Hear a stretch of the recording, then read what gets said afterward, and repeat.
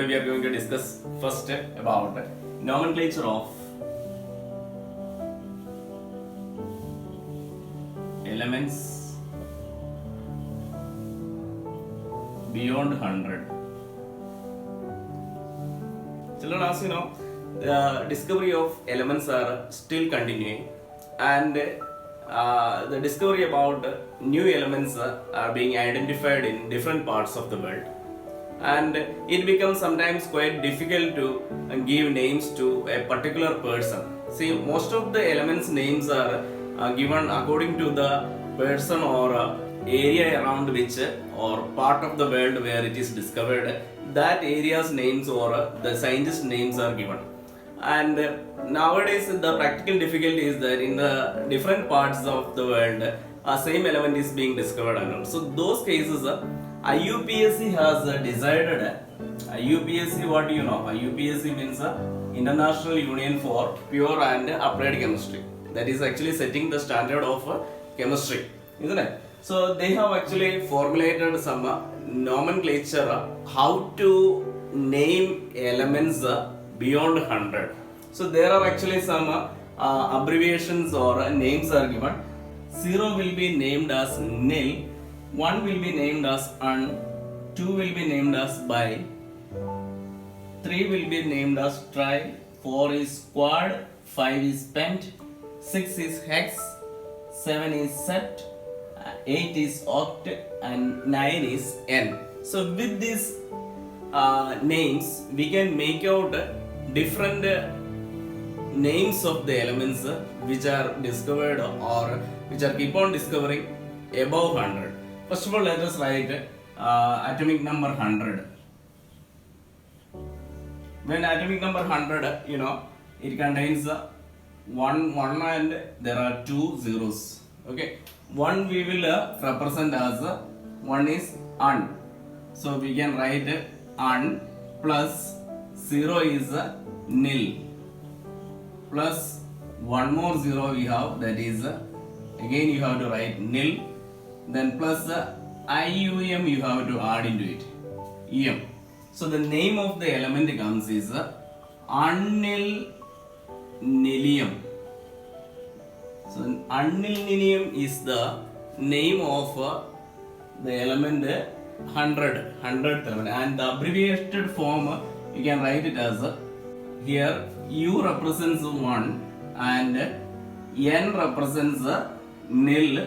Again one more N is there, so that you can write 100 as UNN. Okay, let us take another example. If you consider 101, what we will write?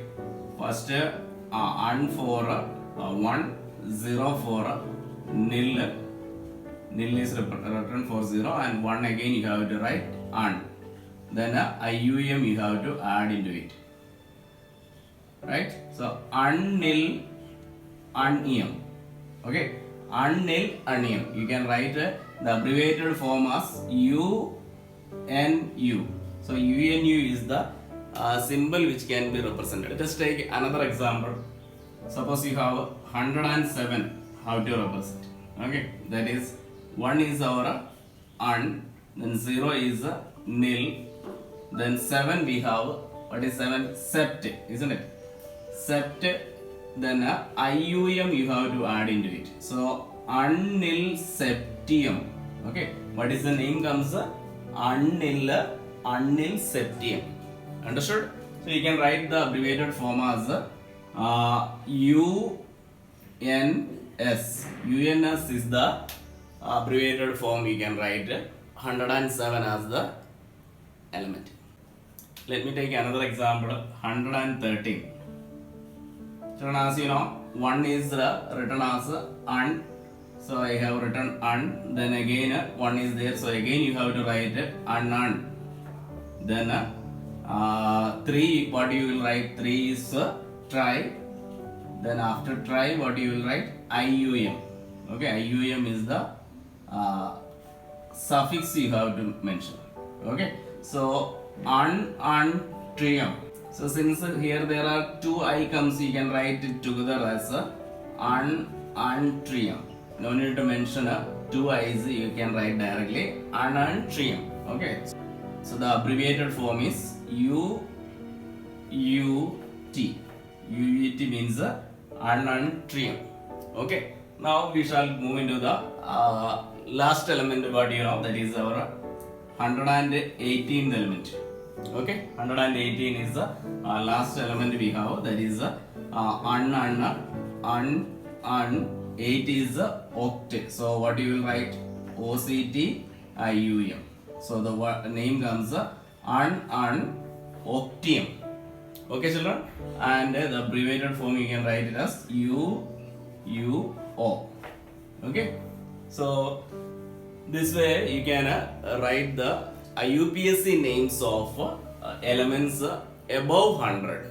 Okay, and remember these 0 is meant for nil, 1 is un, 2 is by, 3 is try, 4 is quad, 5 is pent, 6 hex, 7 is sept, 8 is oct, and 9 is n.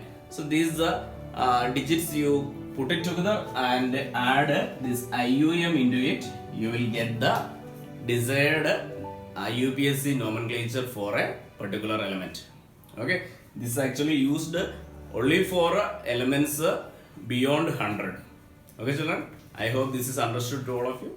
We will move into the next topic. Now, students, let us have some detailed study about our periodic table. As you know, hydrogen is placed first in the periodic table. Then we have first group elements. It starts with the lithium, then sodium, potassium, rubidium, cesium, and francium. Correct? So we have this is the first group in which this way when we go, this is our first period. How many groups and periods we have? In modern periodic table we have 18 groups and 7 periods are there, right? This already you have studied in your 10th standard, correct? Now let me repeat once again. This is our second period, lithium onwards, then third, fourth, fifth, sixth, and this is our seventh group. Okay, seventh group has an extension we will discuss with you. After lithium, we have beryllium. This is our second group.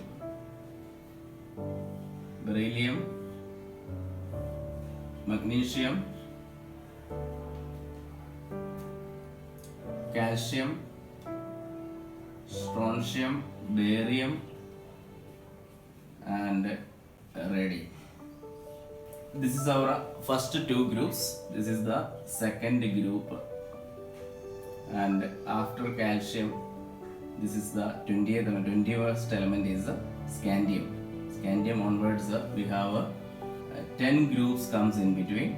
After that we have again the continuation of the representative elements.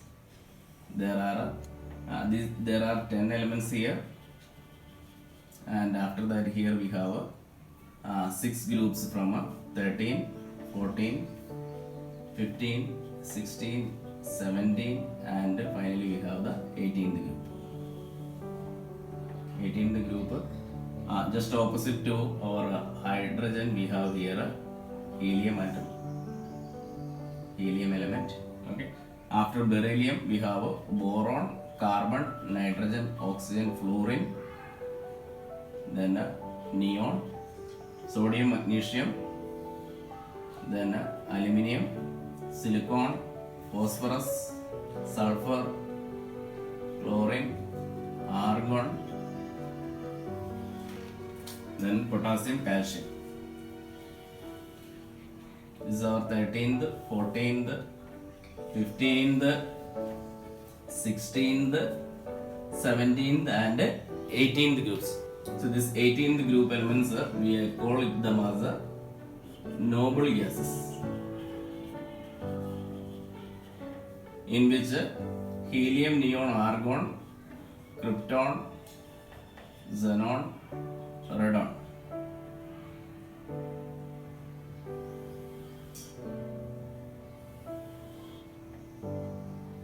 these groups and periods and all you have already studied. Now we are going to discuss about there are some blocks which we are going to discuss in terms of our new modern atomic models, that is quantum mechanical model, right? Now these first and second groups together we call them as S block elements. This is what you have not studied so far. And these 10 elements we call them as D block elements. And here we have P block. This 13 to 18, this part we call it as P block. And from here, lanthanum and actinum, these two actually continues from here as lanthanoids and actinoids. There is a separate group of elements which are placed just under the main periodic table. So they are called actually inner transition elements. We also call them as F block elements. So now question arises, how these names comes, this S block, P block, D block, F block. This SPDF and all we have studied already in the orbital concept, isn't it, children? Now let us see how this S block, P block, D block, F block and all comes in the modern periodic table. Okay, first of all let us see in the S block. Okay, in S block we have hydrogen, lithium, sodium, potassium, rubidium, cesium and francium. First of all let us take hydrogen. Hydrogen's atomic number is 1. Okay, so you can write the electronic configuration as 1s1. Yes or not, children? The first orbit, S orbit, 1 electron is there. Now when you come into lithium atomic number is 3. You write it as 1s2. First this is completed, then 2s1. Okay. Now we come to the sodium. Sodium is atomic number 11. We can write 1s2, 2s2, 2p6, total 10. Now we come into the 3s1. Now children, what is important to remember is this S1, S1, S1. The last electron of this first group elements enters into the S orbital as either it is first period. If it is in the first period it is 1s1, then if it is in the second period it is 2s1. Lithium will have 2s1 configuration at the end, and sodium it is in the third period, so it is having 3s1 configuration. And of course now you are able to write potassium will have 4s1 at the end, rubidium will have 5s1, cesium will have 6s1 and francium will have 7s1. So this the last electron enters into the S orbital and having only one electron in it. Okay, so that's why these are called first group elements. Of course they are also called S block elements. Okay, now when you consider about beryllium, magnesium, calcium, strontium, barium, radium, their electronic configuration also similar to this one. When hydrogen, lithium, sodium we have taken here. Now let me take this one, what is called beryllium. Beryllium atomic number is 4. Magnesium is 12 and calcium is 20. Okay, so beryllium we write it as 1s2, then 2s2. This beryllium is in the second period, so it is of course comes in the second energy level, right? So this 2s will come and 2s2 will be completed. Now magnesium's case 1s2, 2s2, then 2p6. Next electron will go into the third energy level, that is 3s2. Okay, so magnesium will have 3s2 configuration. This is actually the third energy level, that is our third period or third energy level.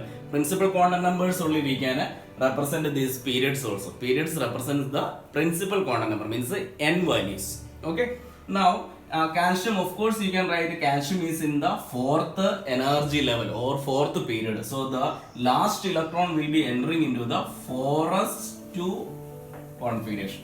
Okay, children. So this is what is the importance of understanding the first and second group elements, and they have categorized as S block elements because those electrons actually enters their last electrons enters into the S orbital. Okay, that's why they are called S block elements. Okay, now the similar way we can say P block elements. P block elements, if you see, now let us take the boron. Boron atomic number 5. You can write it 1s2, 2s2. 2s2 is completed. Now the next electron will go into the 2p1. So children, what you have to remember, second period boron comes, okay, and P start filling one electron. Okay, so 2p1 we have got here. Now if you consider next carbon's case, if you consider carbon's case, the carbon's atomic number is 6, so we can write 1s2, 2s2, 2p2. So p orbital, if this is p1, this will have p2, here it will be p3, here p4, then we have p5, and by reaching this one p6 will be completed, means the last electrons of these elements enter into the p orbitals. That's why this block we call it as p block elements. Okay, children, did you understand? So much the similar way, the in between we have 10 elements, scandium, titanium, vanadium. Those elements are also final electrons enters into the D subshell. Okay, that's why they are called D block elements. And here we have lanthanoids and actinoids. They are also having the similar electronic configuration. You may write and see, then you will understand that the electrons enters into the F subshell. Okay, so this actually gives us an idea about S block, P block, D block, and F block elements. Okay, children, try to write down the electronic configuration of each element and try to find out each element belongs to which groups. Okay, I hope this is understood to you. Rest of the topics we will put up in the next module. Thank you and have a nice day.